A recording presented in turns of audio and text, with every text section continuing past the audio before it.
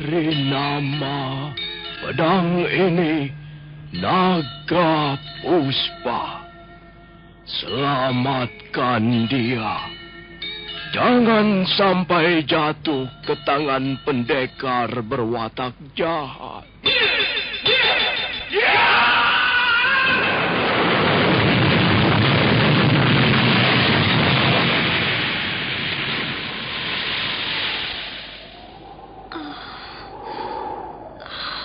Kakang Kamandanu, kau masih juga tidak percaya bahwa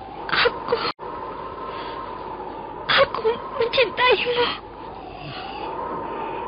Mesin, maafkan aku, Mesin.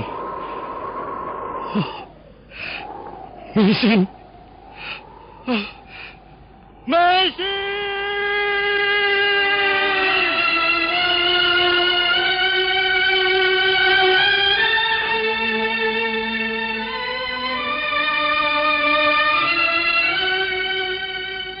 Tutur Tinula.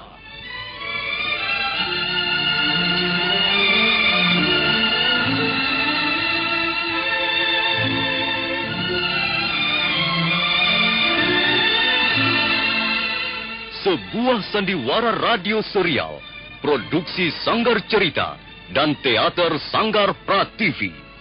Sebuah kisah dengan latar belakang sejarah runtuhnya Singasari dan berdirinya Kerajaan Majapahit.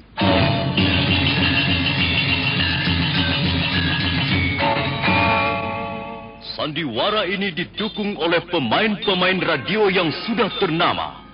Ferry Fadli, Ivone Rose, dan Eli Ermawati.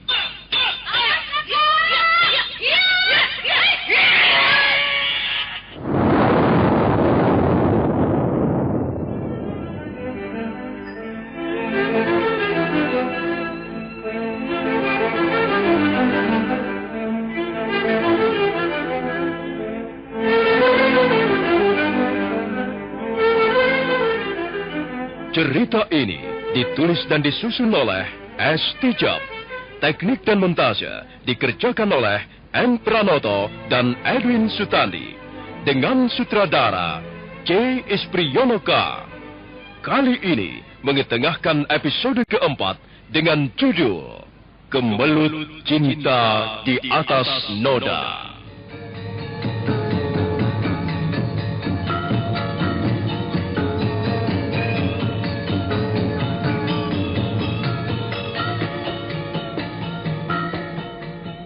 Dalam seri ke-93 ini didukung oleh para pemain M. Abud sebagai Arya Dwi Pangga, Ferry Fadli sebagai Arya Kamandanu, Eli Ermawati sebagai Mesin, Lili Nur Indasari sebagai Nari Rati, Nia Deviana sebagai Nyi Lemus, Neni Haryoko sebagai Nyi Pamungsu, Iwanda Arta sebagai Pamungsu, dan Asdi Suhastra pembawa cerita.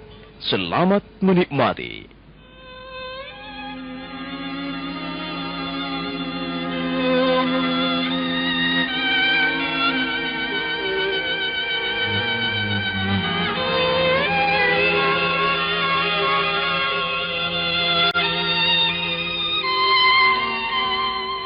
Desa Manguntur telah terlelap dalam mimpi daerah pegunungan yang dingin.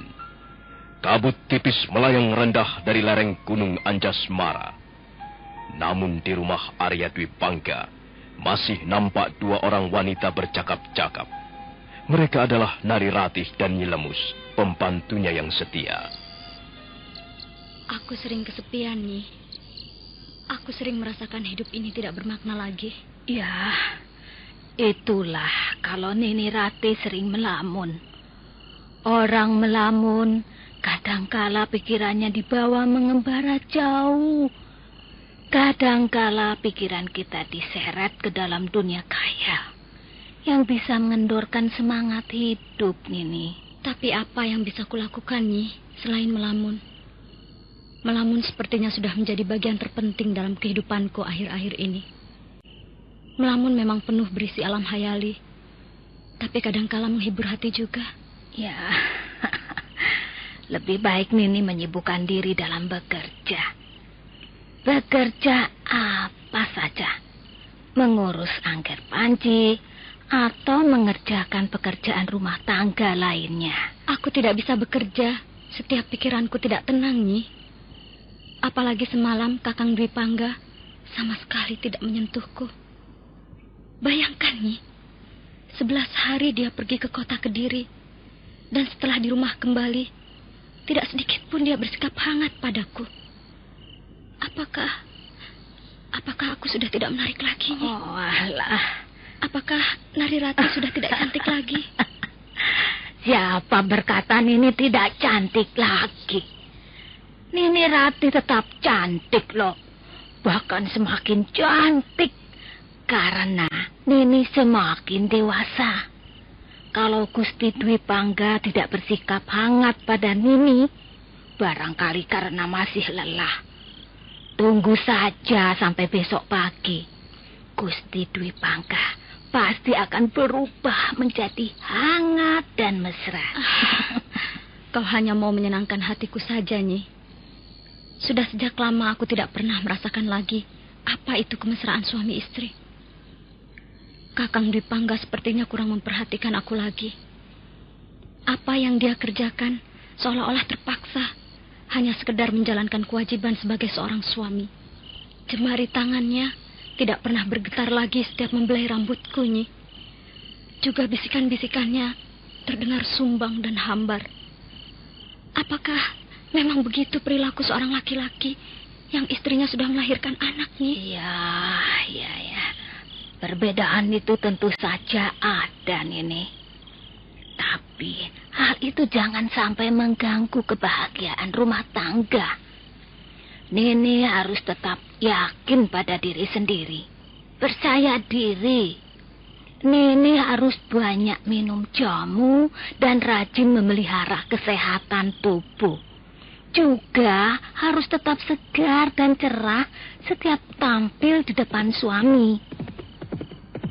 Nah, barangkali itu Gusti Dwi Pangga yang datang. Kau siapkan makan malam, Nyi. Iya. Biar aku yang membuka pintu pagar halaman. Baik, Nini.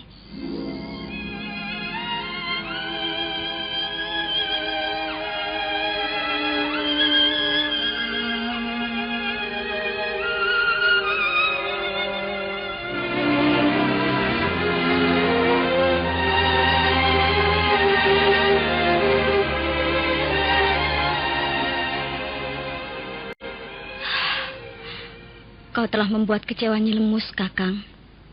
Dia sudah memasak sayur dan lauk kesukaanmu. Dia sudah menata hidangan makan malam di atas meja. Tapi kau sentuh pun tidak. Bahkan kau tengok pun tidak. Aku tidak lapar. Kau juga telah membuat kecewa aku, istrimu. Aku hanya mau makan jika perutku merasa lapar. Kalian ini jangan mengada-ada. Apa kau sudah makan di tempat lain, Kakang? Kemana saja Kakang seharian tadi? Aku mengunjungi seorang teman lama. Dan kau sudah makan di rumah teman lamamu itu? Ya, begitulah. Sudahlah, jangan ganggu aku. Jangan meributkan soal makan. Kau sedang menulis sesuatu, Kakang? Apa yang kau tulis di atas daun rontal itu? Syair? Syair? Kau menulis syair? Sudah lama sekali kau tidak pernah menyentuh gagang pena itu. Iya. Tiba-tiba saja aku ingin menyentuh gagang penaku ini. Syair apa yang sedang kau tulis, Kakang? Syair apa saja? Malam mengalir bagaikan sungai yang dalam. Pohon dan daun tidur di bawah cahaya bulan. Serangga bernyanyi di sela-sela rumputan. Tapi wajahmu hilang di balik kabut kegelapan. Indah sekali bunyi syair ini, Kakang. Berikan daun rontal itu padaku, Rati. Kulihat di wajahmu air telaga yang biru. Kulihat di matamu seberkas cahaya sendu. Kulihat dirimu menyimpan gunung kebahagiaan. Tangan siapa mampu meraihnya? Bibir siapa mampu mengecup puncaknya? Nari Rati, berikan syair-syair itu padaku. Untuk apa kau baca syair-syairku? Kau istri yang tidak menghormati suami. Tidak bolehkah aku tahu arti syair-syairmu ini? Untuk apa kau tahu? Kakang Dwi Pangga, aku istrimu. Tentu saja aku ingin tahu apa maksudmu menulis syair-syair seperti ini. Kau tidak akan tahu apa artinya. Aku tahu. Syair ini jelas kau tujukan untuk seseorang. Kau menuduhku berbuat selingkuh. Firasatku, naluri kewanitaanku yang membisikkan begitu. Entahlah mengapa, tapi tiba-tiba aku cemburu sekali kau menulis syair-syair seperti ini. Kau kan tahu aku senang menulis syair. Iya, aku tahu, Kakang. Kau senang menulis syair. Kau ahli membuat syair-syair yang indah, yang menghanyutkan hati dan perasaan seorang wanita. Bahkan, dulu aku terpikat olehmu, dan akhirnya menjadi istrimu juga karena syair-syairmu. Dan sekarang, kau tiba-tiba saja menulis syair. Setelah lama sekali hal itu tidak pernah kau lakukan. Apakah syair-syair ini kau tujukan padaku, pada istrimu? Kalau tidak, lalu pada siapa kau tujukan kata-kata ini? Siapa yang kau maksudkan dengan kau di sini? Wanita mana yang telah memikat hatimu, Kakang? Gadis mana yang telah membuatmu mabuk kepayang, hingga kau melupakan aku, anakmu, dan keluargamu? Diam! Tidak, aku tidak akan diam. Aku tidak akan puas sebelum kau jawab pertanyaanku. Kau berikan atau tidak syair-syair itu, Rati? Jangan membuat keributan di tengah malam begini. Jawablah pertanyaanku, Kakang. Kau tujukan untuk siapa syair-syair ini? Aku tidak sudi kau perintah. Aku tidak akan menjawabnya. Mana syair-syairku? Oh, kurang ajar. Perempuan tidak tahu diuntung.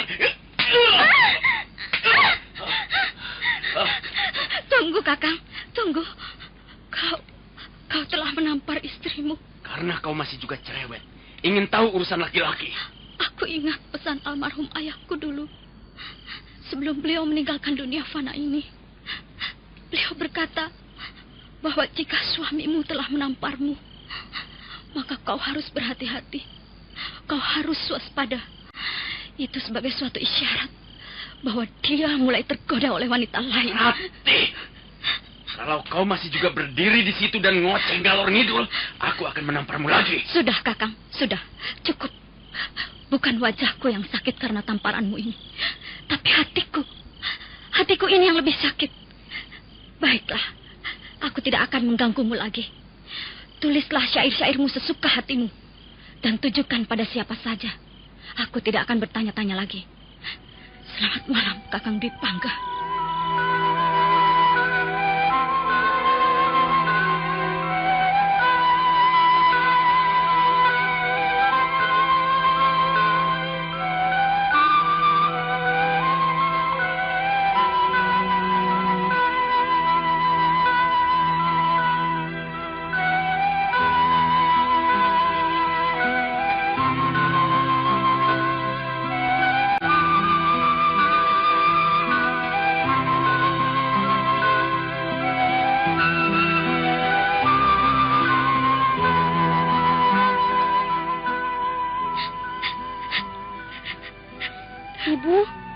Ibu, mengapa ibu menangis, Bu? Mengapa ibu menangis? Ibu menangis karena hati ibu sedih, Nak. Mengapa hati ibu sedih? Sudahlah, kau belum bisa mengerti anakku. Lebih baik kita tidur. Ayah tidur, sudah malam, Nak. Ayah di mana, Bu? Mengapa ayah tidak tidur bersama kita di sini? Ayahmu belum mengantuk. Sudahlah, Panji. Sudah malam. Tidurlah. Dengar, Panji. Panji sayangkan sama ibu. Nah, kalau Panji sayang sama ibu, Panji harus tidur ya. Tidurlah dan jangan lagi bertanya apa-apa tentang ayah.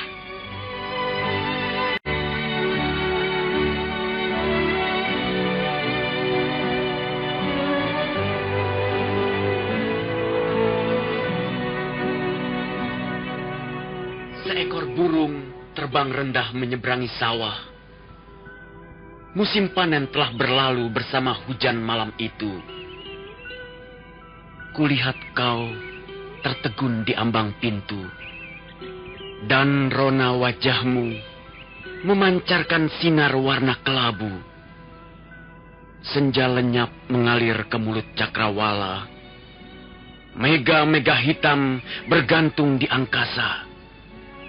Kegembiraan bagaikan sirna dari permukaan bawana.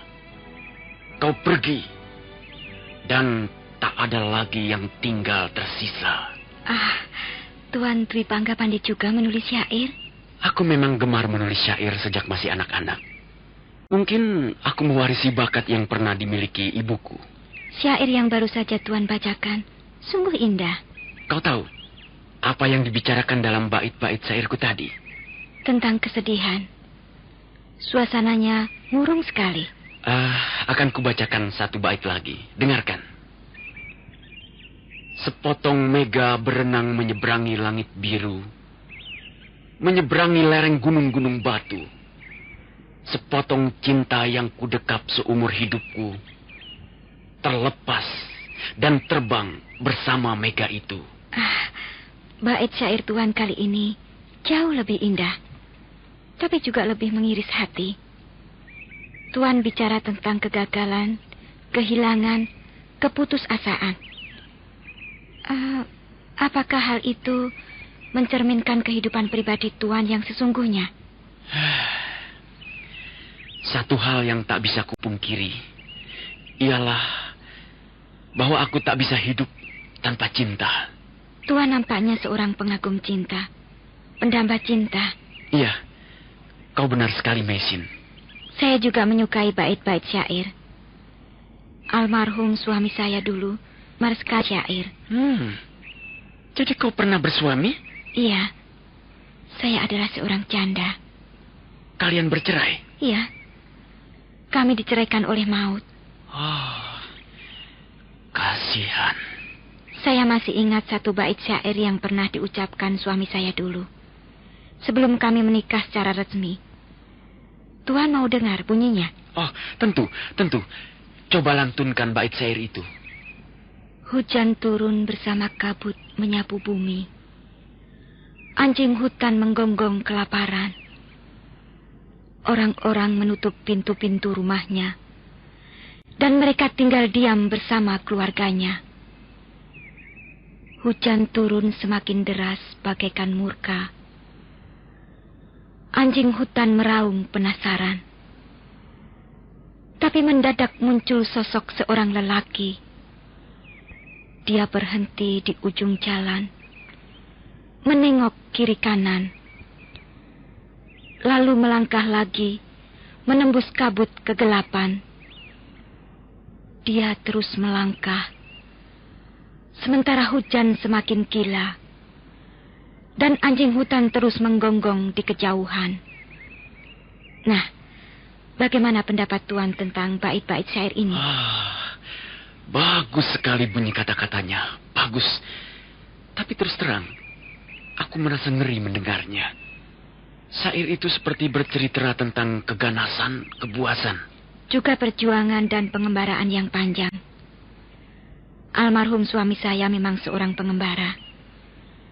Dia tak pernah tinggal menetap di suatu tempat. Dia banyak bergaul dengan bermacam-macam golongan manusia yang cara berpikirnya berbeda-beda. Tapi bukankah akhirnya dia mengakhiri masa-masa pengembaraannya itu? Benar, Tuan. Lalu suami saya mengembara ke sana kemari untuk mencari cinta. Maka setelah kami menjadi suami istri, setelah kami mengucapkan janji perkawinan di depan meja sembahyang kuil, dia pun segera menghentikan pengembaraannya. Lalu kami hidup bahagia sebagai suami. Laki-laki yang sungguh beruntung. Tapi ternyata usia perkawinan kami sangat singkat, Tuan. Kasihan dia. Kasihan Lau. Masa-masa yang manis, mengapa hanya berlangsung sekejap? Sudahlah. Tak usah bersedih hati. Oh ya, udara sangat sejuk dan langit di luar cerah sekali. Bagaimana kalau kita berjalan-jalan? Pemandangan alam di bagian utara desa ini sangat indah. Tidak, Tuan. Terima kasih. Saya belum sehat benar. Oh ya, baiklah. Kalau begitu lain kali saja. Kalau kau sudah lebih sehat dan segar. Maaf, aku pergi dulu. Silakan, Tuan Tribangga.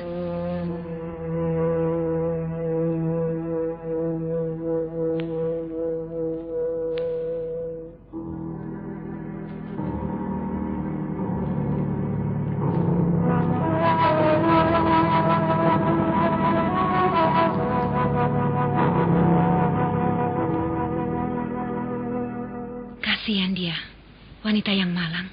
Maksudmu Nona Mesin? Ya, siapa lagi? Dia hidup menderita di negeri orang. Dan nampaknya dia akan semakin menderita saja, Kakang. Mengapa semakin menderita? Ya, karena dia sudah berdiri di bibir sebuah jurang penderitaan yang lebih curam, lebih gelap, dan lebih dingin. Kau ini ngomong apa, Nyi? Aku kok tidak mengerti. Kalau sampai hal itu terjadi, Kakang, kau ikut andil besar. Kau harus bertanggung jawab. Bertanggung jawab apa? Kau kira aku tidak tahu siapa gustimu, Arya Dwi Pangga itu? Dia lebih buas dari seekor macan yang lapar. Dia tukang bermain wanita, Kakang.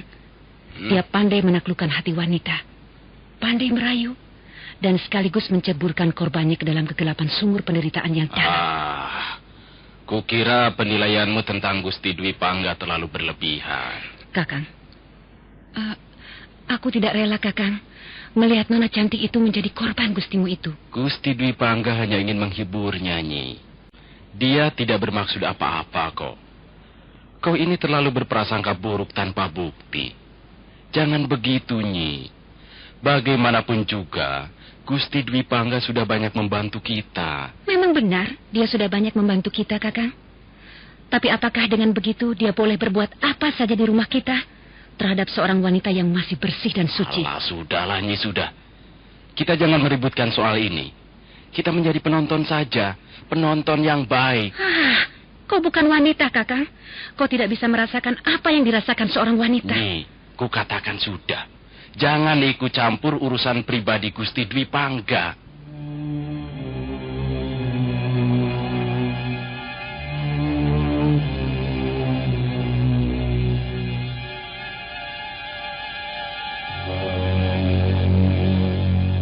Demikianlah, Arya Dwi Pangga lebih banyak tinggal di rumah Pamungsu, sahabat karibnya, daripada di rumahnya sendiri. Dia terus berusaha mengadakan pendekatan terhadap Mesin. Tapi nampaknya wanita itu masih terus menutup pintu hatinya rapat-rapat. Sementara itu, Arya Kamandanu masih terus mencari Mesin yang pergi meninggalkan rumahnya. Sudah 2 hari lamanya dia meninggalkan desa Kurawan. Dan sekarang ini dia mulai memasuki daerah Jasun Wungkal.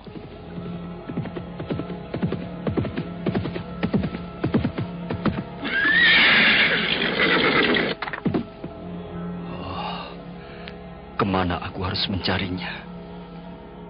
Mungkinkah dia telah pergi jauh? Atau barangkali dia nekat membunuh dirinya sendiri? Oh, Mesin. Mengapa kau tergesa-gesa pergi? Mengapa kau tidak mau menunggu keterangan dari mulutku? Apakah kau sudah tidak percaya lagi pada Arya Kamandanu?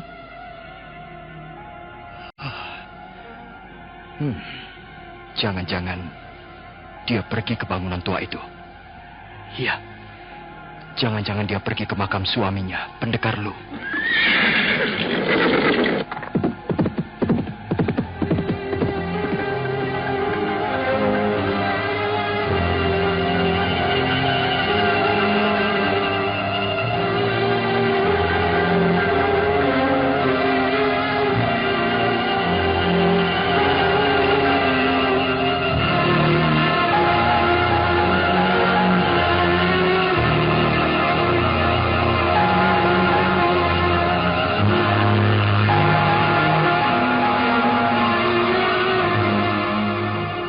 Kuda yang ditunggangi Arya Kamandanu melesat bagaikan terbang menuju kaki gunung Anjasmara. Hewan itu terus menghentakkan kaki-kakinya yang panjang menyusuri jalan setapak. Sementara Arya Kamandanu duduk dengan tenang di atas punggungnya. Nah, saudara pendengar, bagaimanakah kisah selanjutnya? Apakah yang akan dilakukan Arya Kamandanu di makam Pendekar Lu, almarhum suami Mesin? Silakan menunggu seri berikutnya. Sampai jumpa.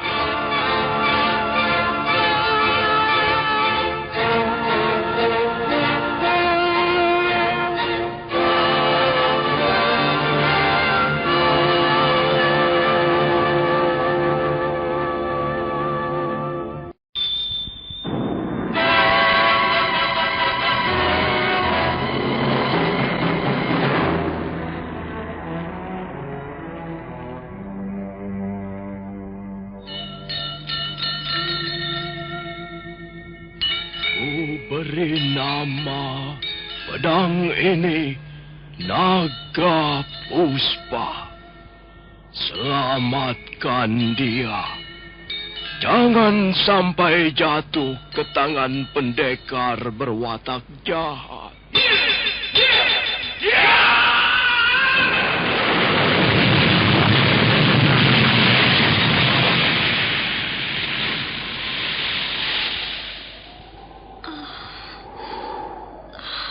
Kakang Kamandanu, kau masih juga tidak percaya bahwa aku mencintaimu. Meisin, maafkan aku, Meisin. Meisin.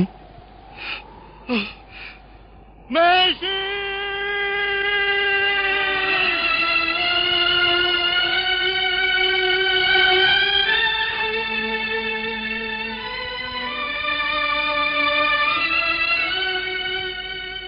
Tutur Tinula.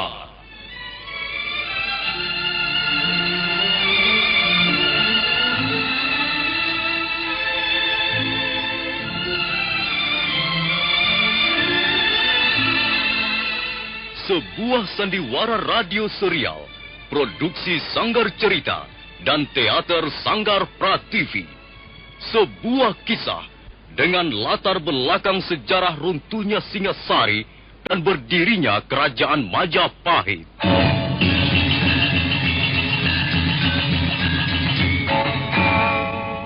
Sandiwara ini didukung oleh pemain-pemain radio yang sudah ternama. Ferry Fadli, Ivone Rose, dan Eli Ermawati.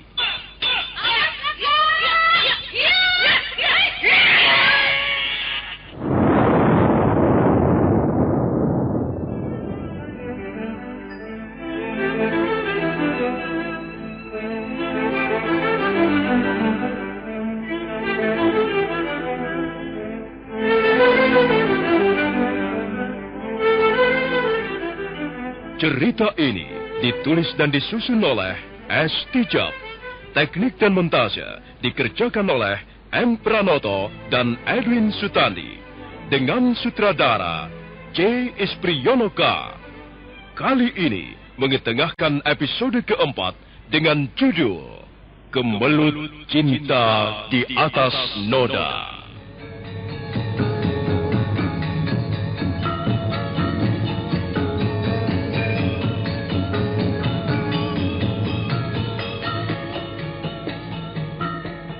Dalam seri ke-94 ini didukung oleh para pemain Ferry Fadli sebagai Arya Kamandanu, M. Abud sebagai Arya Dwi Pangga, Hari Akik sebagai Empu Hanggareksa, Eli Panca sebagai Nyi Rongkot, Eli Ermawati sebagai Mesin, Neni Haryoko sebagai Nyi Pambungsu, dan Asdi Suhastra pembawa cerita.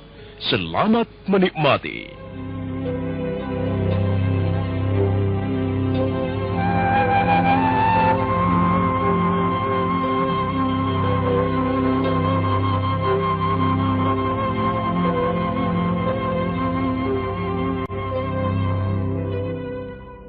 Matahari telah agak tinggi. Angin yang lembut bertiup dari celah lereng Anjasmara. Dan angin itu terus meluncur turun, menyapu lembah, membelai pohon-pohon yang tumbuh di sekitar lembah-lembah di bawahnya. Arya Kamandanu masih duduk terguncang-guncang di atas punggung kudanya. Pakaiannya yang lusuh berkibar-kibar tertiup angin.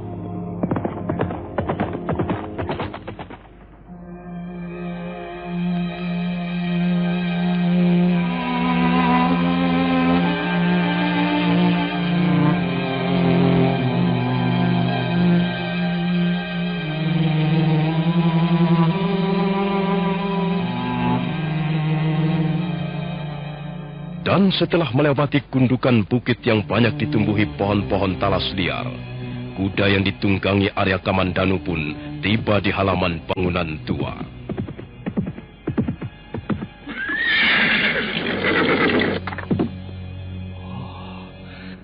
Bangunan tua ini sepi sekali. Tak kudengar ada desah nafas manusia di sini. Kalau begitu, Mesin pasti tidak kemari. Lalu, kemana dia? Oh, hatiku sedih begitu melihat bangunan tua ini. Batu-batu yang tersusun dan berlumut sepertinya melambangkan bangunan kehidupan manusia yang diselimuti rahasia keabadian.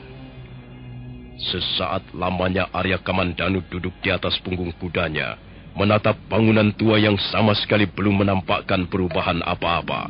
Masih seperti beberapa waktu yang lalu ketika ditinggalkannya bersama Mesin. Arya Kamandanu lalu melompat dari atas punggung kudanya. Hatinya terasa kosong ketika melangkah menghampiri bangunan tua yang tegak perkasa, berdiri dengan wajah tuanya yang dingin di hadapannya.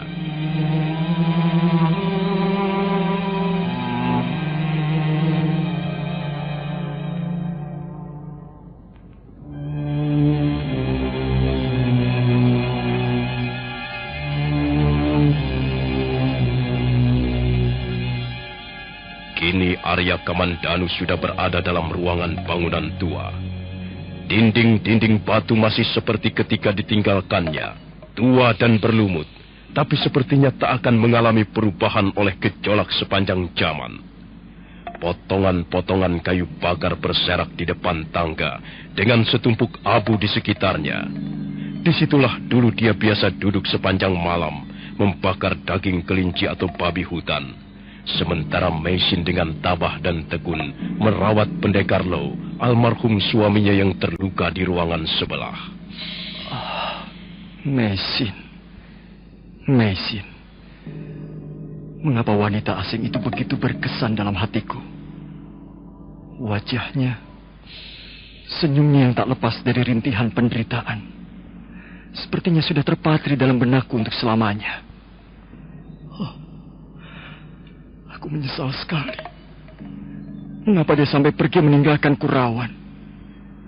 Kemana dia pergi? Di mana sekarang dia berada? Aku merasa berdosa. Sangat berdosa.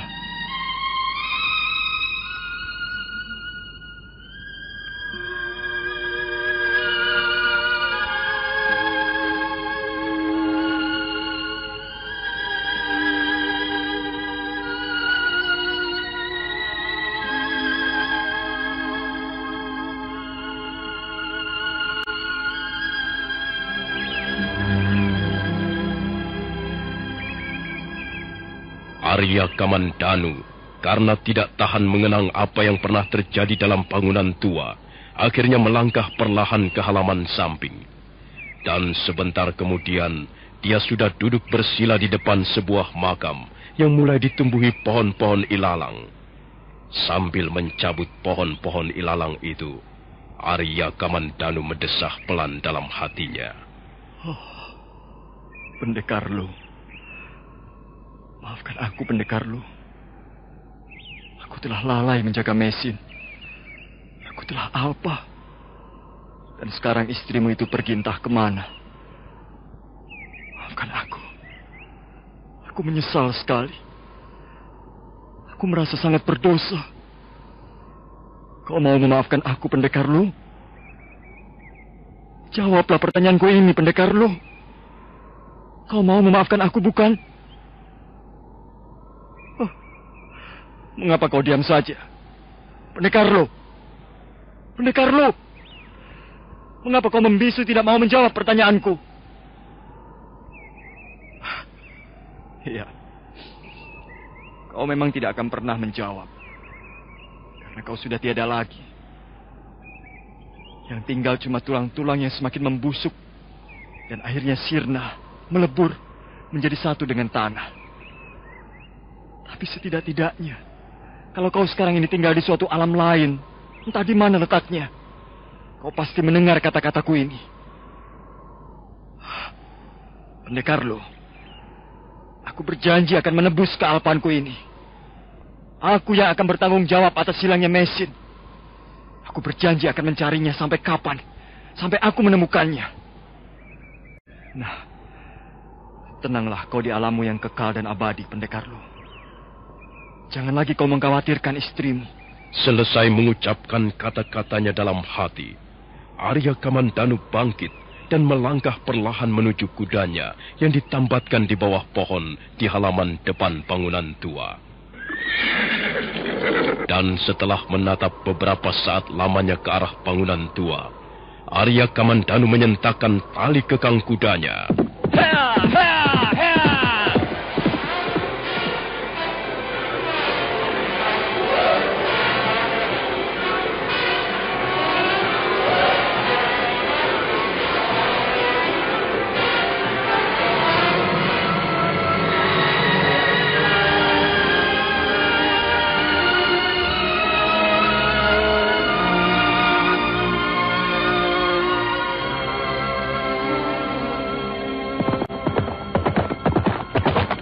Arya Kamandanu terus memacu kudanya. Menjelang tengah hari dia sudah kembali berada di tepian desa Kurawan. Mendadak dia melihat Nyi Rongkot, pembantunya yang setia, bergegas berjalan entah mau kemana. Nyi Rongkot, Bibi mau kemana? Angger Kamandanu, Ger, kasihan ayahandamu, Ger. Ada apa dengan ayahanda, Bi? Beliau sakit. Sudah sejak kemarin sore, beliau terus terbaring di ruangan tidurnya. Cepat, Ger, pulanglah. Kasihan ayahanda. Beliau selalu menanyakan Angger Kamandanu. Kemana saja Angger selama ini? Pakaian Angger lusuh sekali, dan Angger nampak lelah. Aku mencari mesin, Bi. Oh, bagaimana hasilnya, Ger? Entahlah. Aku masih terus mencarinya. Dan aku belum menemukan jejaknya sama sekali. Sebaiknya Angger pulang dulu. Temui ayahanda dulu. Bibi mau kemana? Bibi mau ke warung obat. Bibi mau mencarikan obat ramuan daun-daunan untuk ayahanda. Baiklah. Aku pulang dulu, Bi. Iya, Angger. Sebaiknya begitu. Pulanglah, Angger. Nanti Bibi akan menyusul setelah mendapatkan obat. Oh, Angger Kamandanu. Kasihan sekali Angger Kamandanu. Agaknya Nona Mesin telah menjadi sesuatu yang sangat berharga dalam diri Angger Kamandanu.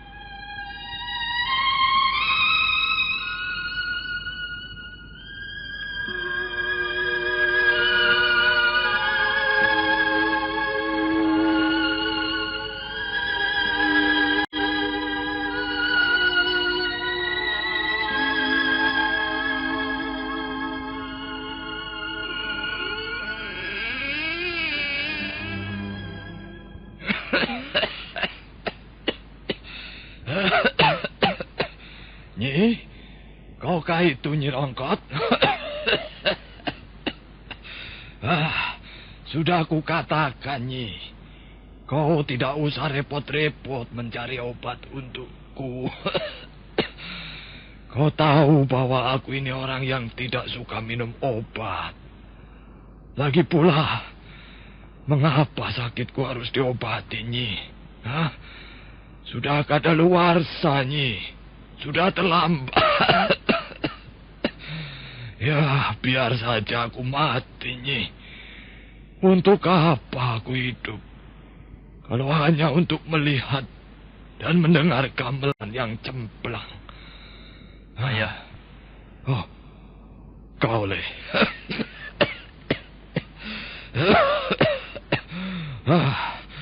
Aku kira Nyi Rongkot yang membuka pintu itu tadi.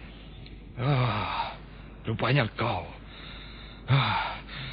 Mengapa kau pulang, Kamandanu? Maafkan saya, Ayah. Maafkan lagi. Maafkan saya lagi. Itu saja yang kau ucapkan setelah merasa bahwa dirimu bersalah, Kamandanu. Tapi saya memang harus minta maaf pada Ayah. Saya menyesal sekali. Saya telah terburu nafsu. Sudahlah. Sikapmu itu makin lama makin tidak bermutu. Sudahlah, lupakan saja semuanya. Kau sudah tahu bahwa aku sakit. Tahu, Ayah. Saya mendengar dari Birongkot. Itulah sebabnya saya segera kembali. Ya. Kalau kau tidak ketemu Nyi Rongkot dan mendengar bahwa aku sakit, tentunya kau belum juga mau kembali. Apa begitu? Sudahlah. Kau tidak perlu menjawabnya. Sekarang, coba tolong bangunkan aku dan papa aku ke meja itu, Le. Aku ingin bicara denganmu. Apakah tidak lebih baik Ayah bicara dari atas pembaringan saja? Biarlah saya mendengarkan di sini. Tidak. Kita duduk secara baik-baik. Dan kita akan bicara secara baik-baik pula. Ayo, bangunkan aku dan papa aku ke meja itu, Le. Baik, Ayah.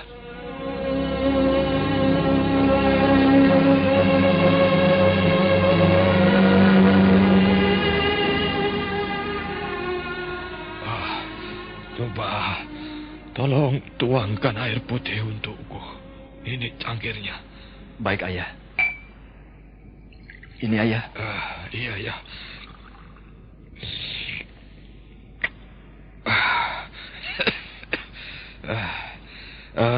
Bagaimana kemauanmu, Kamandanu? Maksud Ayah? Maksudku tentang wanita itu, si Meisin. Saya belum berhasil menemukannya kembali. Apa kau ini benar-benar mencintainya? Iya, saya mencintainya, Ayah. Le, apa kau sudah berpikir panjang? Kau tahu, perkawinan itu adalah salah satu bagian terpenting dalam kehidupan manusia. Karena itu, seseorang harus berpikir masak-masak sebelum menentukan siapa yang akan menjadi pasangan hidupnya. Orang itu kalau bisa harus sepadan, sederajat, dan mempunyai watak yang terpuji. Di samping mempunyai penampilan yang tidak mengecewakan. Akan halnya Meisin. Tentu saja dia itu memiliki kekurangan-kekurangan. Pertama, dia seorang janda. Kedua, dia wanita asing. Dan lalu yang ketiga, dia itu bukan golongan warna atau kasta seperti yang diajarkan dalam kitab Catur Asrama. Saya sudah memikirkannya masak-masak, Ayah. Dan pada akhirnya, saya tetap memutuskan bahwa hanya dialah wanita yang saya cintai. Tapi, apakah kau sanggup memikul segala akibatnya, Le? Saya sanggup, Ayah. Baiklah. Kalau kau memang sudah mantap, aku tidak bisa berbuat lain kecuali memberi kebebasan padamu. Terima kasih, Ayah. Nah, sekarang kau harus mencarinya. Baik, Ayah. Saya akan berusaha menemukannya. Dan saya akan membawanya kembali ke rumah ini.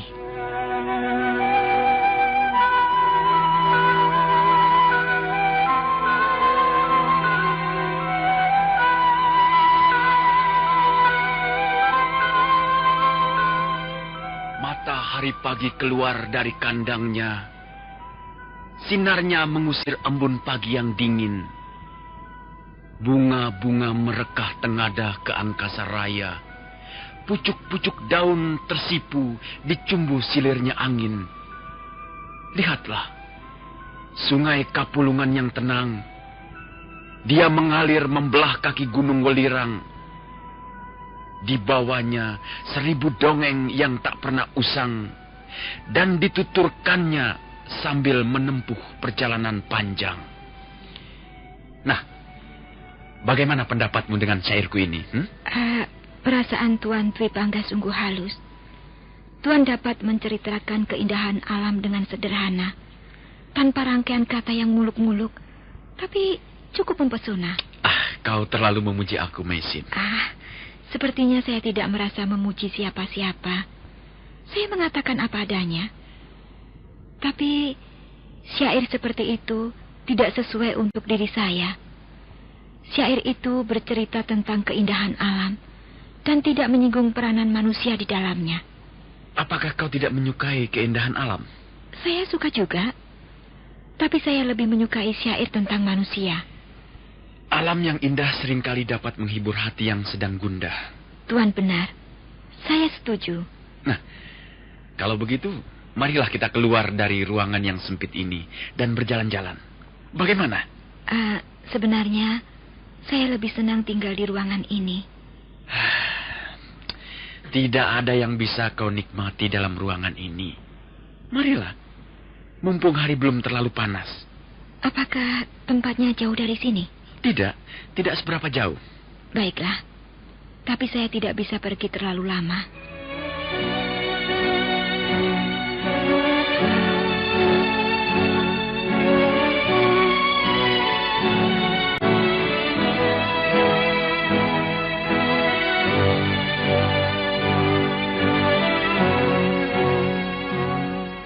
Arya Dwi Pangga keluar dari ruangan dan terus berjalan mengiringi Meisin yang berjalan di depannya. Mereka terus melangkah menyusuri tegalan yang penuh ditumbuhi tanaman ketela pohon dan kunyit. Mereka sama sekali tidak merasa bahwa langkah-langkahnya diikuti orang lain. Tuan bohong. Tuan berkata bahwa tempatnya tidak terlalu jauh. Apakah kau merasa lelah? Tidak, tapi saya enggan berjalan jauh. Barangkali keadaan tubuh saya belum pulih sama sekali. Sebentar lagi kita akan sampai Meisin. Kita tinggal menyeberangi rumpun belukar di depan itu. Lalu naik ke atas tebing sana. Sungai itu akan nampak jauh lebih indah jika dilihat dari atas tebing yang tinggi. Ayolah. Atau kau ingin kugendong? Jangan. Saya masih kuat berjalan sendiri. Atau mari kupapah tanganmu. Jangan, Tuan. Tidak usah. Saya bisa berjalan sendiri. Mari, kita teruskan lagi. Bukankah sudah dekat? Sebentar. Ada apa? Sepertinya ada yang mengikuti langkah-langkah kita. Oh, tapi aku tidak mendengar apa-apa. Dia mengikuti dari jarak yang agak jauh. Wah, mungkin seekor babi hutan atau anjing liar. Coba, akan kulempar dengan batu ini.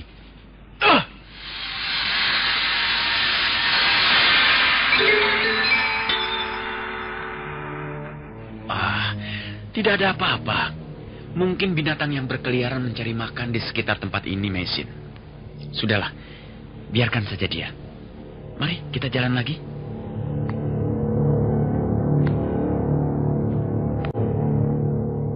Apa yang dikatakan Arya Dwi Pangga ternyata keliru.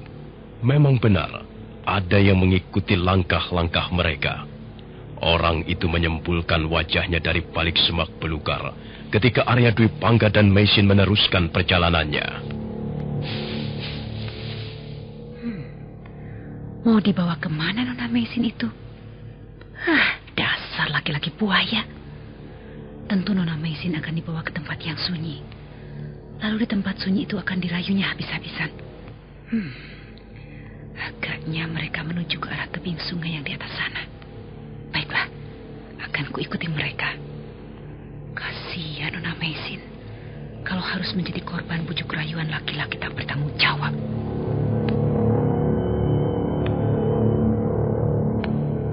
Orang itu yang ternyata adalah Nyi Pamungsu terus melangkah mengikuti Arya Dwi Pangga dan Meisin dari jarak jauh. Dia sama sekali tidak merasa bahwa ada orang lain yang juga sedang mengintai dan terus mengawasinya. Ternyata benar. Mereka pergi ke atas tebing sungai di atas sana. Apa yang harus kulakukan? Menunggu di sini atau langsung menyusul mereka? Nyi Pamungsu masih menimbang-nimbang apa yang hendak dilakukan ketika mendadak mulutnya dibekap orang dari belakang.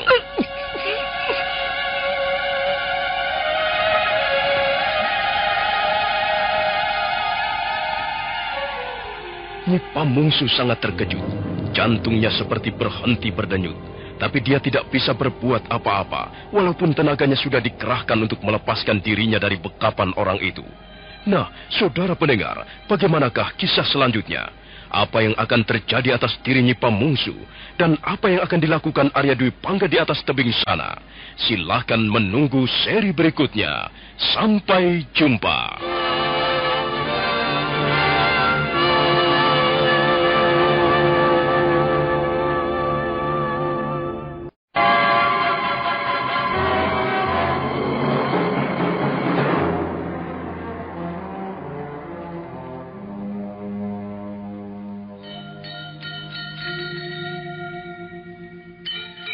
Beri nama pedang ini Naga Puspa. Selamatkan dia. Jangan sampai jatuh ke tangan pendekar berwatak jahat.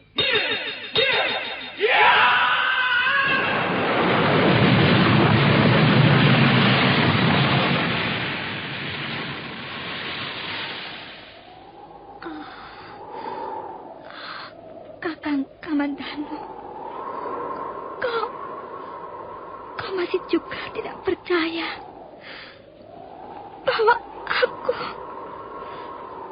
aku mencintaimu.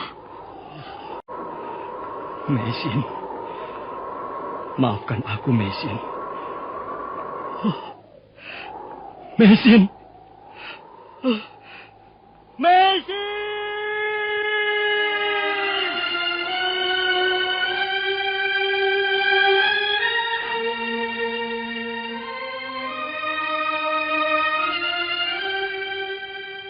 Tutur Tinula.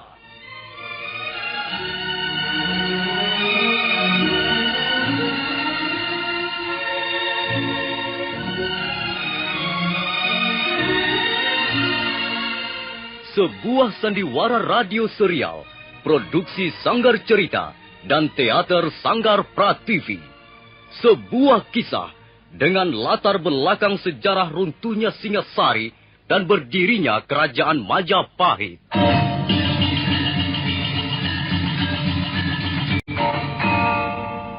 Sandiwara ini didukung oleh pemain-pemain radio yang sudah ternama. Ferry Fadli, Ivone Rose, dan Eli Ermawati.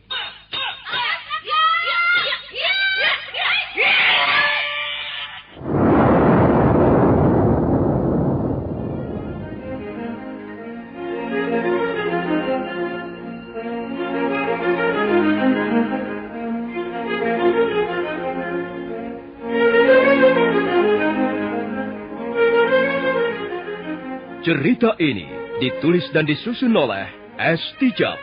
Teknik dan montase dikerjakan oleh M. Pranoto dan Edwin Sutandi. Dengan sutradara C. Ispriyonoka. Kali ini mengetengahkan episode keempat dengan judul Kemelut Cinta di Atas Noda.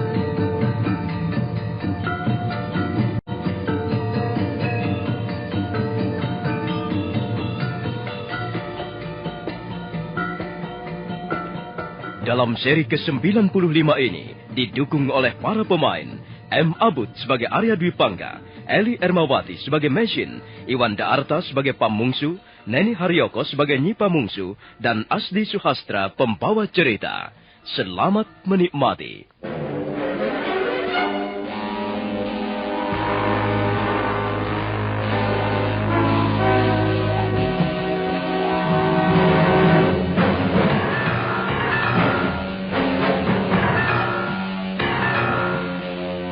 Nyi Pamungsu mengikuti mereka dari jarak yang cukup jauh, hingga tidak menimbulkan kecurigaan. Dia melihat Arya Dwi Pangga membawa Mesin ke atas tebing sungai yang tinggi. Dia sangat mengkhawatirkan keadaan wanita itu. Dia takut Arya Dwi Pangga akan berbuat tidak senonoh padanya. Dan ketika dia sedang berpikir dan menimbang-nimbang apa yang akan dilakukannya, mendadak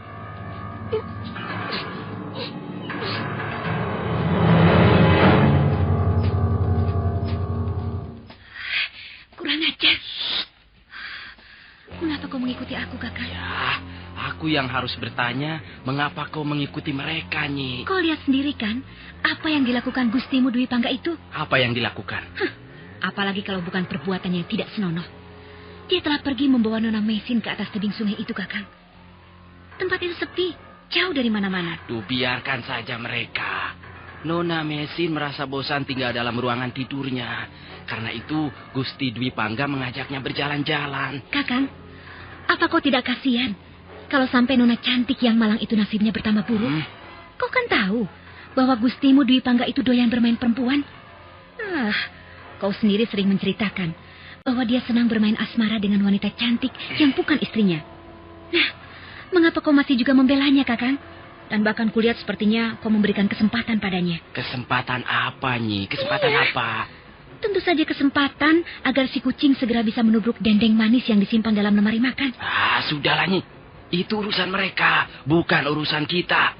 Ayolah kita pulang. Nanti kalau Gusti Dwi Pangga tahu kita di sini, wah. Kakang, kau ini kok takut sekali sama Gusti Dwi Pangga? Aduh, kau jangan bodoh, Nyi. Selama ini kita mendapat uang banyak dari Gusti Dwi Pangga. Kita banyak mendapat keuntungan dagang dan bisa membeli segala macam juga karena Gusti Dwi Pangga. Lihat, kalung emas 24 karat yang kau kenakan itu, dari mana uangnya? Dari Gusti Dwi Pangga. Aku setuju kau bekerja pada Gusti Dwi Pangga, Kakang Pamungsu. Tapi, apakah dengan begitu lalu kita menutup mata dan telinga? Justru kita harus menyelamatkan hidup rumah tangga Gusti Dwi Pangga. Dia kan sudah punya istri dan anak, Kakang. Kalau kau tutup mulut dan pura-pura tidak tahu apa yang dilakukan oleh Gustimu, apa itu bukan menjerumuskan namanya? Lalu kau mau berbuat apa, Nyi? Melarangnya mendekati wanita itu? Ya begitu, kalau kau ingin membalas jasanya. Jangan malah mengajarinya berbuat yang kurang susila, Kakang. Coba, kalau sampai istrinya, Nini Rati tahu bahwa suaminya menyimpan wanita lain di rumah kita. Apa kita tidak malu? Ya, tentu saja hal ini harus dirahasiakannya, Nyi. Jangan sampai bocor ke telinga istrinya. Dengan kata lain, kau ingin menutup belang seekor macan buas dengan mengorbankan 2 orang wanita sekaligus, Nona Mesin dan Nini Rati. Dan hal itu kau lakukan hanya demi memperoleh imbalan uang, Kakang. Apa kau ingin menjadi orang kaya, tapi tak punya hati, tak punya perasaan? Aduh, sudah. Jangan banyak ngoceh macam-macam. Ayo pulang. Biarkan saja mereka. Kita urus saja keperluan kita sendiri. Kau mau pulang atau tidak, Nyi? Kau memaksaku, Kakang Pamungsu? Baik. Kalau memang begitu keinginanmu, baik. Akan kulabrak Arya Dwi Pangga. Akan kuhajar sampai babak belur. Tapi setelah itu, kita akan kehilangan kesenangan hidup yang selama ini kita nikmati, Nyi. Kita akan kembali menjadi orang miskin. Kau tak akan memakai pakaian bagus lagi. Dan kalung emas di lehermu itu harus dicopot untuk makan sehari-hari. Kau mau begitu, Nyi? Jawab. Apa kau mau begitu? Apa harus begitu akibat yang kita hadapi, Kakang? Jelas begitu. Kalau kita ingin hidup senang seperti sekarang ini, syaratnya hanya satu. Membuat Gusti Dwi Pangga senang. Mengikuti apa keinginan beliau. Sehingga beliau senang dan puas. Itu saja. Kalau begitu, ya terpaksa.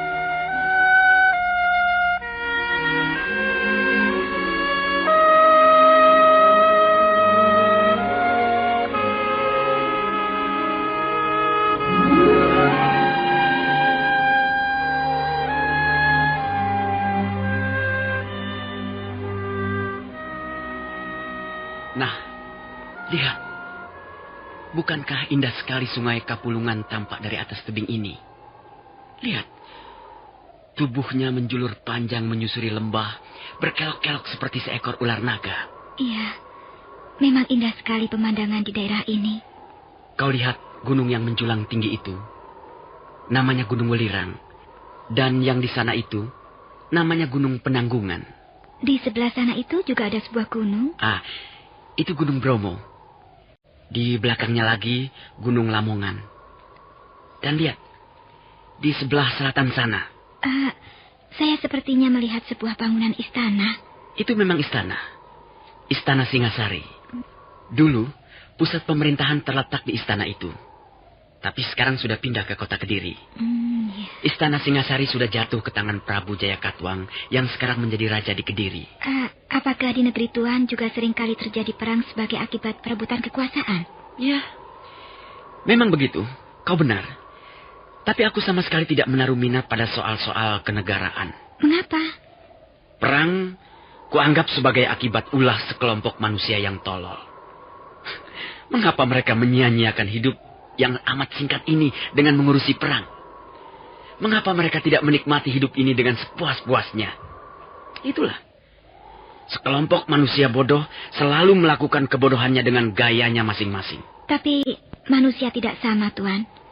Mereka hidup dengan panggilan hidupnya masing-masing. Saya juga tidak menyukai perang dan kekerasan. Tapi saya mempunyai alasan yang sedikit berlainan dengan Tuan. Maksudmu? Perang harus dilihat dari segi kepentingan banyak manusia. Bagi saya, perang untuk melenyapkan tindakan angkara murka tidak ada salahnya. Apakah negerimu juga sering dilanda peperangan? Iya.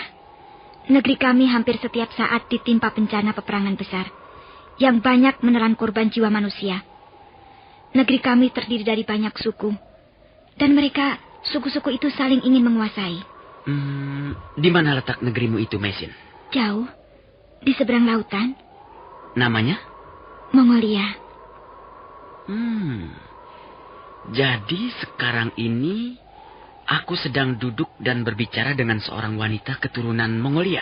Iya, saya seorang keturunan Mongolia. Saya adalah seorang gadis yatim piatu.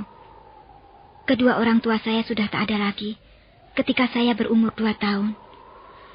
Saya lalu diambil anak angkat oleh seorang pendeta yang sepanjang usianya hanya mengabdi pada kebajikan dan agama. Lalu saya dibawa dan dibesarkan di sebuah kuil yang terletak di lereng bukit Homoshan. Ya, memang perjalanan nasib manusia tidak menentu adanya. Lalu mengapa kau tiba-tiba bisa sampai ke negeri Jawa ini? Siapa yang membawamu kemari?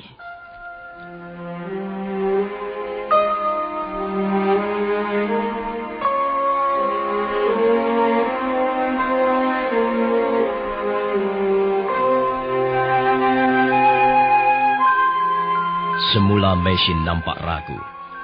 Dia termangu dan matanya menatap ke depan, ke arah sungai Kapulungan yang berkelok-kelok. Tapi kemudian dia menceritakan semuanya. Tentang suaminya almarhum, tentang negerinya, tentang Empu Ranubaya, tentang pedang naga puspa, tentang perahu tongkangnya yang diserang Padai Ganas, dan tentang orang-orang yang memburunya, sehingga suaminya terbunuh di tengah perjalanan. Demikianlah, Tuan. Akhirnya saya hidup terlunta-lunta di negeri Tuan. Negeri yang masih asing bagi saya. Seringkali saya merasa sedih. Dan tidak tahu apa yang harus saya lakukan. Apa yang bisa saya lakukan di tempat yang serba asing begini. Ya, sungguh suatu pengalaman hidup yang hebat sekali.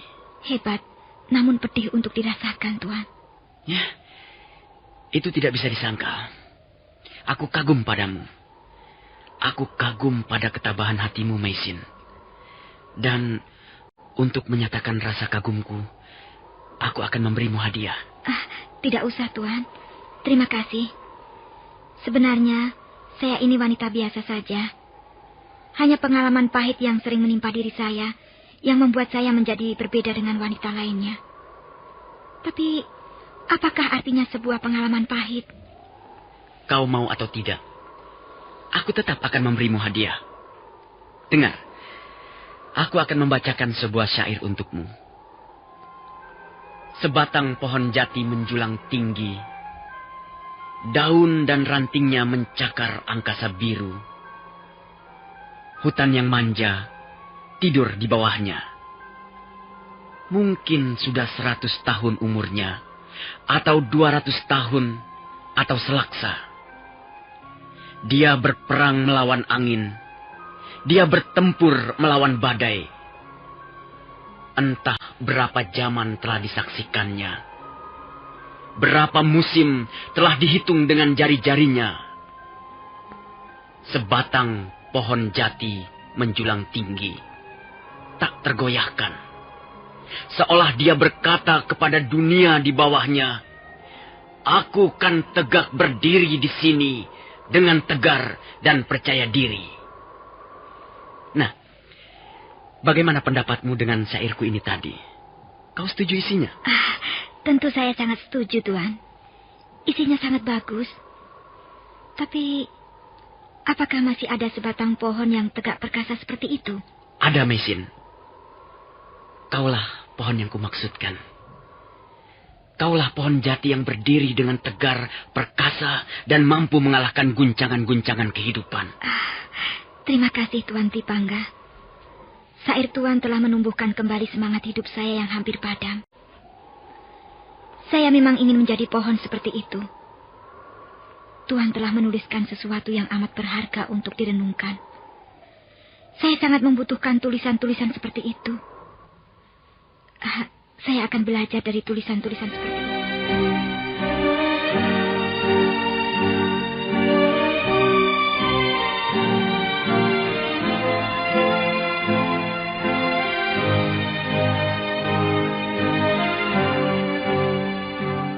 Malam harinya, Mesin diam terbaring di atas tempat tidurnya, tapi matanya tidak mau terpejam. Di tangannya terselip daun-daun rontal yang bertuliskan kalimat-kalimat syair. Sekalipun langit terbelah dan hujan menenggelamkan bumi, kulihat kau tetap tegak berdiri di atas puncak kesetiaanmu pada Sang Pemberi. Indah sekali bunyi syair ini. Indah dan mengandung tenaga hidup yang luar biasa dahsyatnya. Kadang kala dunia ini tidak ramah pada kita. Angin tidak lagi bertiup sejuk. Apa yang kita cintai pergi menjauh. Anak-anak tak ada yang tertawa. Matahari menyinarkan kedengkian.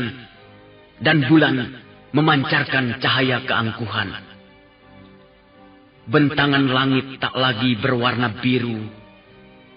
Mega-mega merangkak sedih di bawah dinding batu. Biarkan semuanya itu, pahit dan manis, akan segera berlalu. Tak ada yang abadi di dunia fana ini. Mengapa harus membuang air mata percuma? Lebih baik tersenyum, sekalipun hanya di dalam hati. Sungguh halus perasaan Tuan Tripangga. Kata-kata yang dituliskannya mengandung arti yang dalam. Siapakah dia sesungguhnya? Siapapun dia, agaknya aku bisa mempercayainya. Mesin lalu berusaha memejamkan matanya. Dan malam itu, dia bermimpi. Arya Dwi Pangga membimbing tangannya.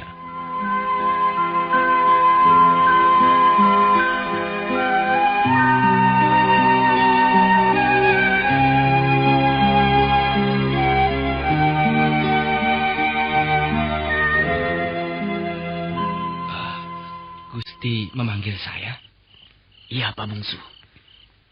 Aku ingin bicara denganmu. Aku ingin minta pendapatmu tentang wanita itu. Saya perhatikan Tuan Dwi Pangga sudah semakin akrab dengannya. Apa ada kesulitan baru? Ada Pak Mungsu. Ada kesulitan yang perlu pemikiran panjang. Kesulitan apa, Gusti? Dia sudah mulai terbuka padaku. Nah, itu suatu gejala yang baik. Gusti tinggal menunggu kesempatan untuk masuk lebih dalam lagi. Dia sudah banyak bercerita mengenai dirinya. Tapi ada satu bagian dari ceritanya yang menjadikan ganjalan di hatiku, Pak Mungsu. Setelah suaminya meninggal dalam perjalanan, rupanya dia pernah mendapat pertolongan dari seseorang. Saya kira itu hal yang biasa, Gusti. Apalagi wanita cantik seperti Nona Mesin. Siapa yang tidak ingin menolongnya? Gusti tidak usah merisaukan hal itu. Tunggu dulu, Pamungsu. Aku belum selesai bercerita. Baik, Gusti. Silakan. Aku juga tidak akan mempersoalkan hal ini kalau aku tidak tahu siapa orang yang telah menolong Mesin. Jadi Gusti mengenal orangnya? Bukan hanya kenal. Dia adalah adikku sendiri, Arya Kamandanu. Oh, jadi Nona Mesin pernah ditolong Gusti Kamandanu? Iya, agaknya begitu, Pamungsu.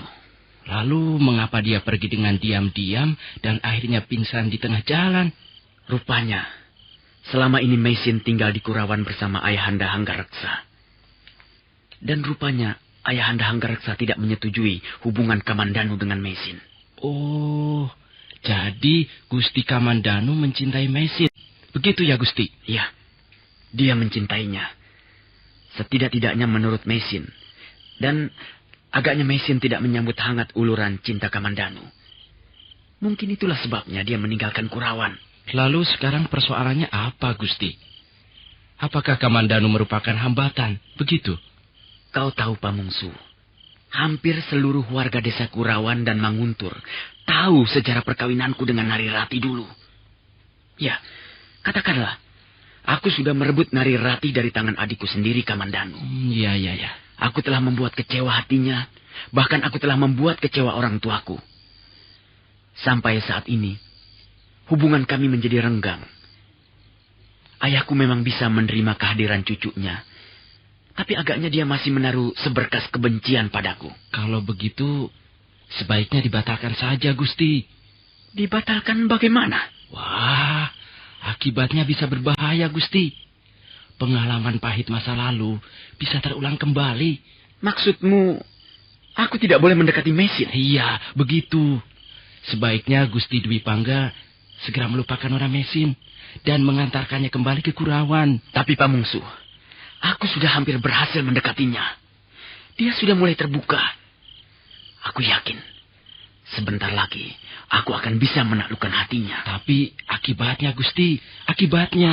Aku tidak peduli apa yang akan terjadi. Oh, mengapa Gusti tidak mencari wanita yang lain saja? Masih banyak wanita cantik yang... Tidak, Pamungsu. Kau tidak bisa mengganggu kesenanganku tentang wanita. Bagaimanapun juga, aku harus bisa menaklukkan hatinya. Aku harus mendapatkan cintanya dan kasih sayangnya. Kalau toh hal ini akan membuat Kamandanu kecewa, biar saja. Mungkin itu sudah nasibnya.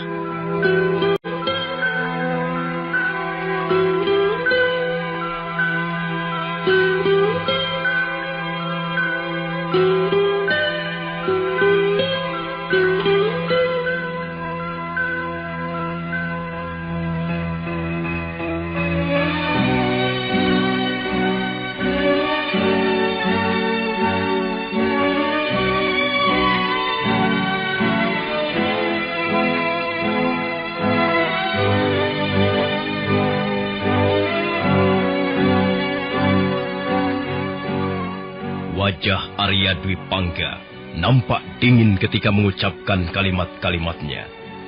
Bibirnya menyungging senyuman yang juga tak kalah dinginnya. Pamungsu tak bisa lagi membujuknya. Dan akhirnya terpaksa menuruti saja apa kata majikannya. Nah, saudara pendengar, bagaimanakah kisah selanjutnya? Silakan menunggu seri berikutnya. Sampai jumpa.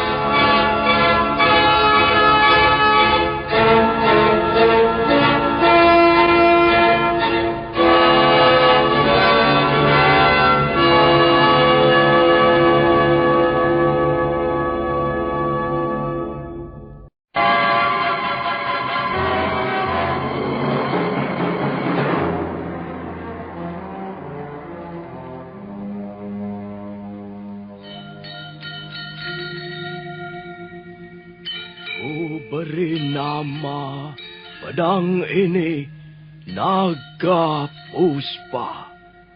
Selamatkan dia. Jangan sampai jatuh ke tangan pendekar berwatak jahat.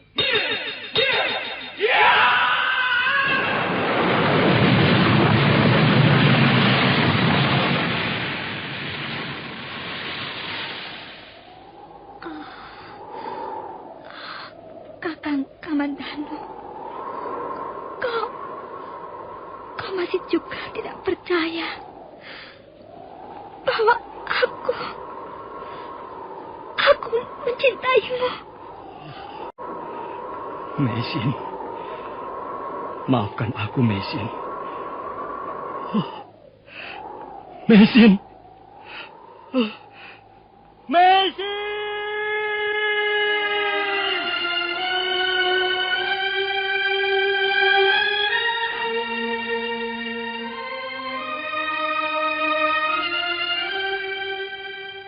Tutur Tinula.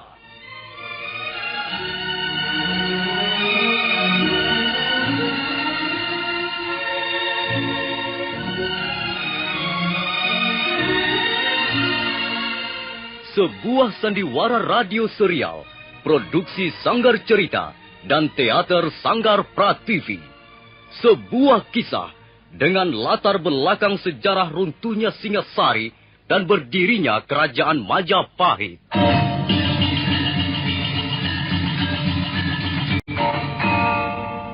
Sandiwara ini didukung oleh pemain-pemain radio yang sudah ternama. Ferry Fadli, Ivone Rose, dan Eli Ermawati.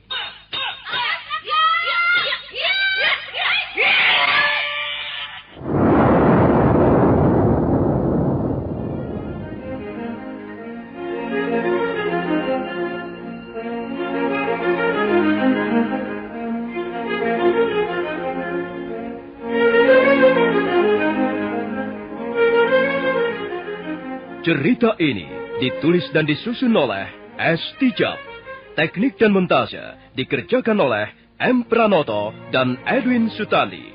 Dengan sutradara C. Ispriyonoka. Kali ini mengetengahkan episode keempat dengan judul Kemelut Cinta di Atas Noda.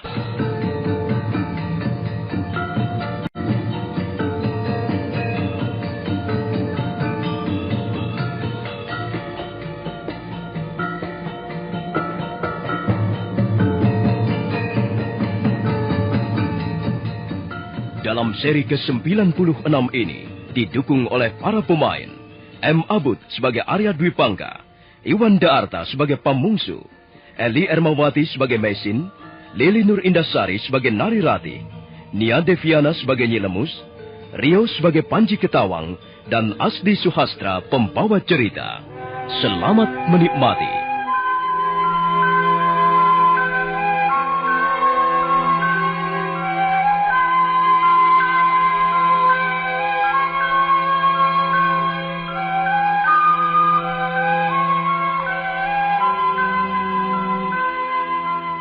Pamungsu berusaha menyadarkan Arya Dwi Pangga. Namun usahanya sia-sia saja. Arya Dwi Pangga tetap pada pendiriannya. Dia ingin menaklukkan hati Meisin, sekalipun akibatnya harus menentang pihak keluarganya sendiri. Ingat akibatnya, Gusti. Akibatnya akan buruk sekali. Aku tidak peduli. Bukankah masih banyak wanita lain yang tak kalah cantiknya, Gusti? Bahkan banyak yang masih lebih muda. Masih perawan. Sudahlah, Pamungsu. Jangan mengganggu kesenanganku. Kecuali kau sudah tidak ingin bekerja lagi padaku. Baik, Gusti. Baik. Saya tidak akan mengganggu Gusti Dwi Pangga. Sekarang kau harus membantu aku. Caranya terserah padamu. Yang penting, Meisin harus dapat menjadi milikku. Baik, Gusti. Saya akan berusaha membantu Gusti. Yang penting, Gusti dapat memperoleh apa yang Gusti inginkan. Bagus. Soal adikku Kamandanu dan ayahanda Hanggaraksa, itu urusanku. Kalau mereka tidak terima, boleh datang menemui aku.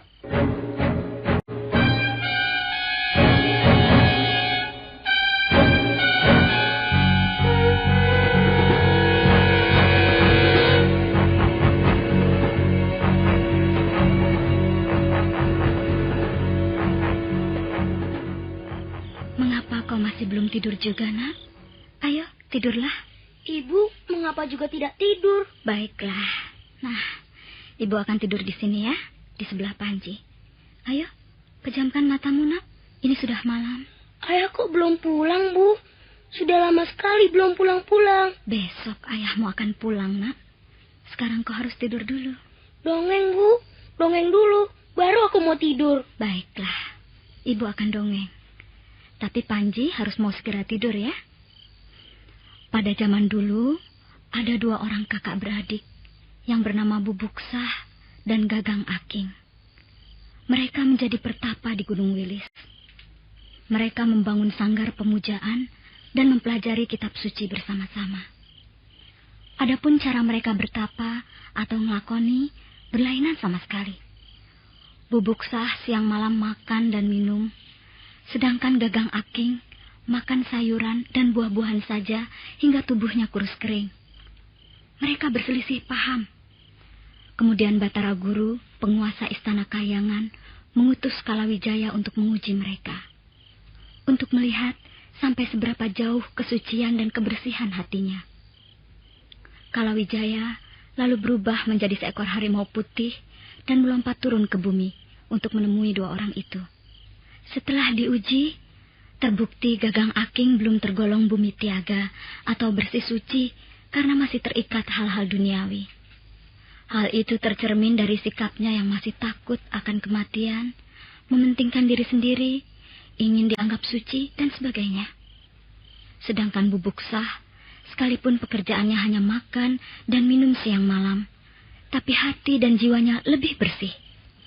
Hal itu tercermin dari sikapnya yang sudah ikhlas dan pasrah menerima nasib. Akhirnya, Bubuksah diperkenankan naik ke punggung harimau putih ke Kahyangan. Sedangkan Gagang Aking hanya membonceng ekornya saja. Itu pun atas permintaan Bubuksah saudara tuanya. Rupanya dia sudah tidur. Kasihan kau, nak. Kasihan. Tidurlah, Panji. Tidurlah, sayang. Mudah-mudahan hidupmu kelak bisa bahagia.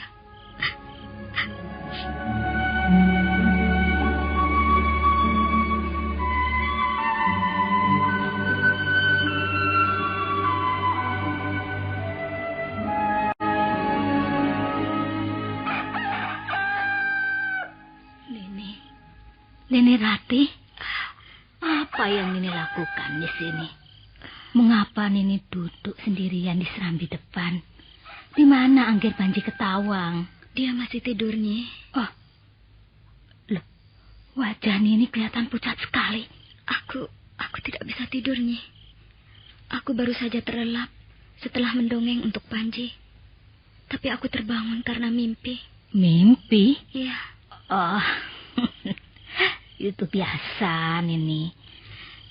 Tapi mimpiku sangat buruk, Nyi. Mimpiku sangat menakutkan. Berdiri seluruh bulu romahku jika mengingatnya kembali. Nini mimpi apa? Menurut perasaanku, Kakang Dwi Pangga berdiri di ambang pintu halaman depan. Dia ragu-ragu masuk ke dalam. Lalu kupanggil namanya berulang kali. Dia menoleh sebentar menatapku dengan tajam. Dan aneh sekali, Nyi. Dia sepertinya tidak mengenaliku lagi. Aku lalu mengejarnya. Kakang Dwi Pangga berlari di telan kabut yang meluncur turun dari lereng gunung. Aku berteriak memanggilnya. Tapi tak ada yang menyahut. Pada saat itu, tanah yang kupijak berlubang seperti sumur yang gelap. Aku menjerit. Ketika seperti ada tangan-tangan yang menarik kakiku ke bawah, aku terus menjerit. Dan akhirnya terbangun. Aku takut sekali, Nyi. Aku takut sekali. Apakah artinya mimpiku itu, Nyi? Sudahlah, Nini. Mimpi hanyalah pancaran dari angan-angan kita sendiri yang terbawa ke dalam tidur. Nini tidak usah merisaukannya. Hatiku sedih sekali, Nyi. Aku sangat menyesalkan sikap Kakang Dwi Pangga. Hidupku memang tidak kekurangan apa-apa. Tapi apakah kebutuhan seorang wanita hanyalah makan, tidur, pakaian mewah, barang perhiasan dan harta benda semata-mata? Apa artinya semua ini tanpa kehadiran suami? Nini Ratih tidak usah memikirkan Gusti Dwi Pangga terus-menerus. Mungkin saja beliau pergi untuk suatu urusan yang penting. Besok tentu akan segera pulang. Tidak, Nyi. Aku istrinya. Aku dapat merasakan kelainan dalam sikap dan tingkah lakunya. Aku yakin Kakang Dwi Pangga merahasiakan sesuatu padaku. Kalau Nini Rati terus-menerus dicekam pikiran-pikiran seperti itu, akibatnya tidak baik untuk kesehatan Nini Rati sendiri. Nini menjadi kurang bernafsu makan, tidur tidak nyenyak, dan selalu gelisah. Aku harus tahu, Nyi. Aku harus dapat menyingkap rahasia dalam hati Kakang Dwi Pangga. Aku tak ingin kehilangan suami yang amat kucintai. Aku tidak rela Panji Ketawang kehilangan ayahnya.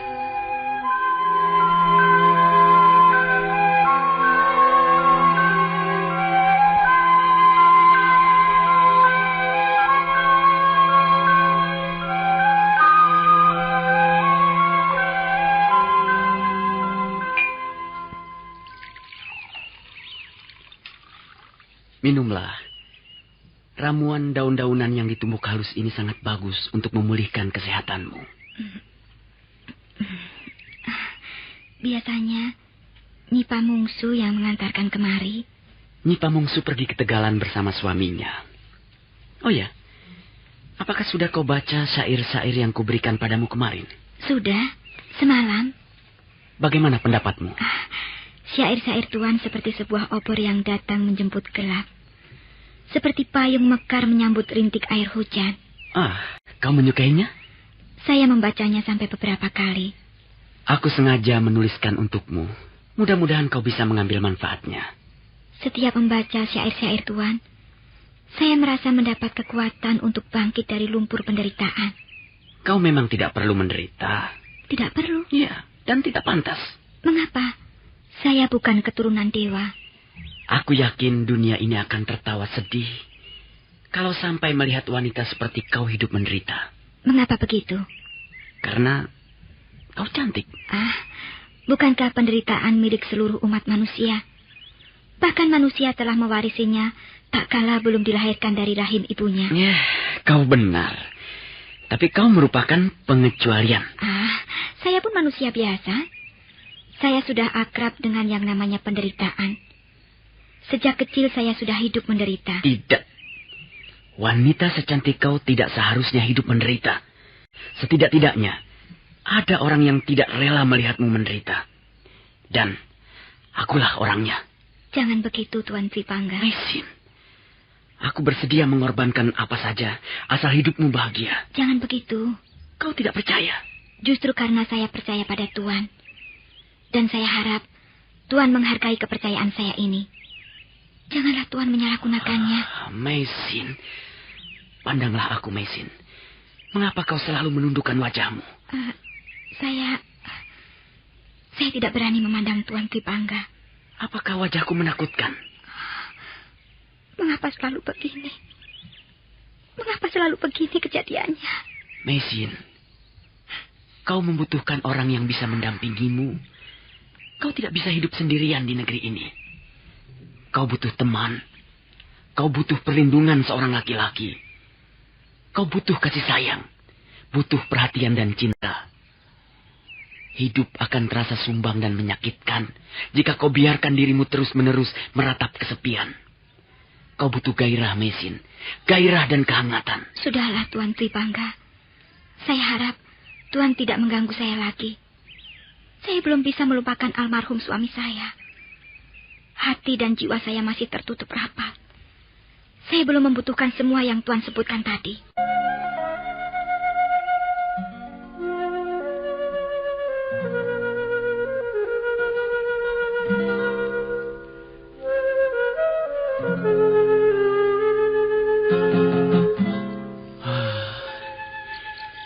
Dia memang seorang wanita yang kuat, Pamungsu. Selama ini belum pernah kutemukan seorang wanita sekuat dia. Iya. Dia tabah. Dia perkasa menghadapi bujuk rayuan seorang laki-laki. Barangkali saatnya belum tepat, Gusti.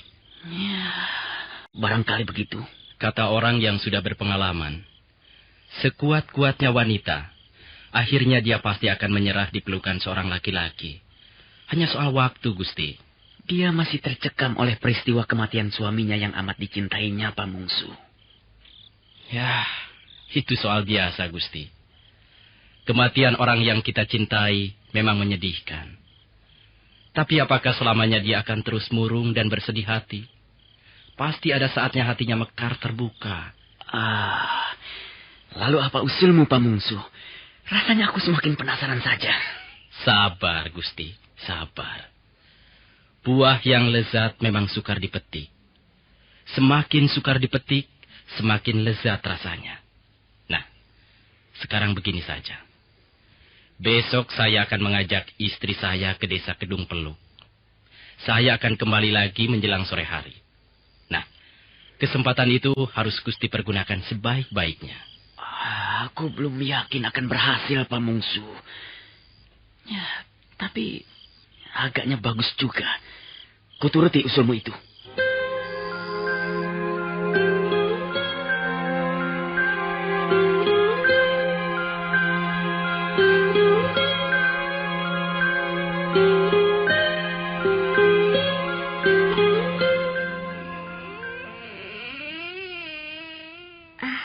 Tuan Dwipangga, silakan.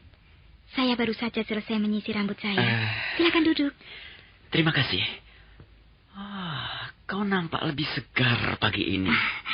Saya harus menggantikan tugas Nyi Pamungsu. Dia dan suaminya pergi mengunjungi seorang sahabatnya di desa yang cukup jauh letaknya dari sini. Barangkali sore hari mereka baru akan kembali. Kalau begitu kita hanya berdua saja di rumah ini. Apa salahnya? Kau tidak takut? Mengapa harus takut? Saya percaya Tuan Dwipangga tidak akan melakukan hal-hal yang kurang baik. Terima kasih atas kepercayaanmu, Meisin. Apakah Tuan sudah menulis syair-syair yang baru lagi? Setiap hari saya menulis syair untukmu. Dalam keadaan sedih, kecewa, kesal ataupun gembira, saya selalu menulis syair. Kau ingin mendengarnya? Saya akan menuangkan minuman untuk Tuan. Nah, ini adalah syairku yang sudah agak lama kutulis. Kalau tidak salah, kemarin lusa. Bulan indah jatuh di atas lereng gunung. Seguci tuak membuatmu melangkah terhuyung. Jangan hiraukan gonggong serigala hutan. Palingkan wajahmu dari dunia yang kelam. Tuak di negeri sendiri memang enak. Apalagi dihirup pelan-pelan sambil berdendang tentang bukit-bukit berbunga, tentang gunung-gunung batu, tentang wajah kekasih yang belum datang, tentang kerinduan di malam panjang, tentang ranjang yang tidur kesepian, dan tentang apa saja yang serba menyenangkan. Syair Tuan kali ini agak lain dari yang sudah-sudah. Lainnya? Tuan menggunakan arak sebagai penawar dahaga Tuan. Ya, aku memang membutuhkan seguci arak yang paling enak. Aku ingin mabuk. Aku ingin berjalan terhuyung mendaki lereng gunung. Aku ingin kau menjadi seguci arak itu, Meisin. Tuan Dwipangga, aku bukan arak. Aku ingin kau menjadi arakku, Meisin. Mengapa Tuan memaksa juga? Aku ingin mabuk. Dan hanya kaulah yang dapat membuatku mabuk. Kaulah arakku yang paling enak. Sadarlah Tuan Dwipangga, selama ini saya sangat menghormati Tuan seperti saudara tua saya sendiri. Apakah Tuan sampai hati menyia-nyiakan kepercayaan saya ini? Apakah Tuan ingin merusak nama baik Tuan sendiri? Meisin, mengapa kau masih juga menutup pintu hatimu? Minumlah arak bersamaku, dan setelah itu kau akan melupakan semuanya. Kau akan melupakan derita panjang yang melelahkan perjalanan hidupmu. Kau akan bergairah lagi. Kau akan tersenyum dan tidak lagi murung di ruangan sempit yang pengap ini. Tidak, Tuan. Saya tidak akan menuruti kehendak Tuan. Saya tidak ingin minum arak sebagai pelarian. Dan saya tidak ingin menjadi arak untuk Tuan. Meisin. Maaf, Tuan Dwipangga. Jangan mengganggu saya lagi. Meisin. Bukalah pintu untukku, Meisin. Bukalah pintumu. Biarlah aku memandang wajahmu dan mabuk karenanya. Meisin. Sampai hati kau menutup pintu. Sampai hati kau membiarkan aku terbakar rasa dahaga di depan pintu kamarmu. Meisin.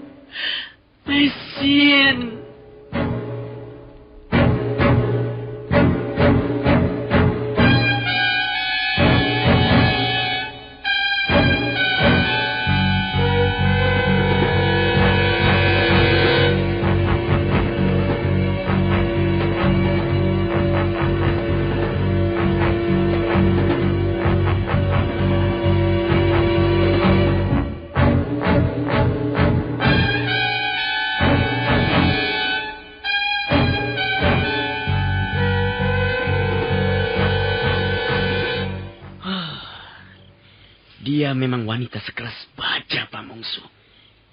Hatinya teguh bagaikan bukit karang. Aku sudah merendah sampai mencium tanah, tapi hatinya tidak juga luluh. Mungkin Gusti terlalu cepat masuk ke dalam persoalan. Pamungsu, bukan hanya sekali ini aku berusaha mendekati wanita. Yang gadis, yang janda, yang masih punya suami pun bisa kubuat bertekuk lutut. Tapi kali ini aku benar-benar kehabisan akal. Apalagi yang bisa kulakukan agar hatinya terbuka? Gusti Dwi Pangga jangan cepat putus asa. Dengar, Pamungsu. Sudah setumpuk daun rontal penuh tulisan syair ku kirimkan padanya. Sudah berapa hari aku tidak pulang ke rumah. Aku bercokol di sini seperti menunggui orang sekarat. Tapi hasilnya... aku benar-benar penasaran, Pamungsu. Saya mempunyai cara, Gusti. Barangkali bisa dipakai. Siapa tahu berhasil, Gusti. Ya. Cara apa? Apakah Gusti Dwi Pangga percaya pada kemampuan seorang dukun?